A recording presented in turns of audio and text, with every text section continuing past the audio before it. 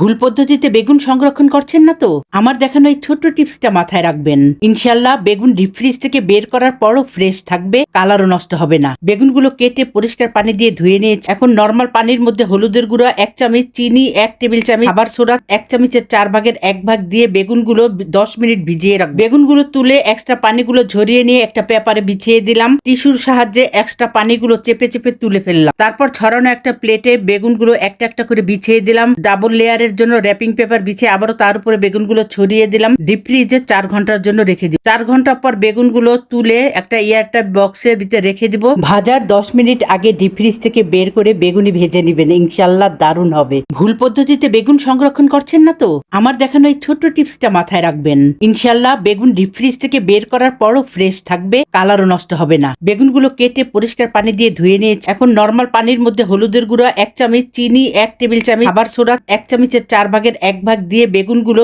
10 minute ভিজিয়ে রাখবো। বেগুনগুলো তুলে এক্সট্রা পানিগুলো ঝরিয়ে নিয়ে একটা পেপারে বিছিয়ে দিলাম। টিস্যুর সাহায্যে এক্সট্রা পানিগুলো চেপে চেপে তুলে ফেললাম। তারপর ছড়ানো একটা প্লেটে বেগুনগুলো একটা একটা করে বিছিয়ে দিলাম। ডাবল লেয়ারের জন্য র‍্যাপিং পেপার বিছিয়ে আবারও তার উপরে বেগুনগুলো ছড়িয়ে দিলাম। ডিপ ফ্রিজে 4 ঘন্টার জন্য রেখে দিব। 4 ঘন্টা পর বেগুনগুলো তুলে একটা এয়ারটাইট বক্সের ভিতরে রেখে দিব। ভাজার 10 মিনিট আগে ডিপ ফ্রিজ থেকে বের করে বেগুনি ভেজে নেবেন, ইনশাল্লাহ দারুণ হবে।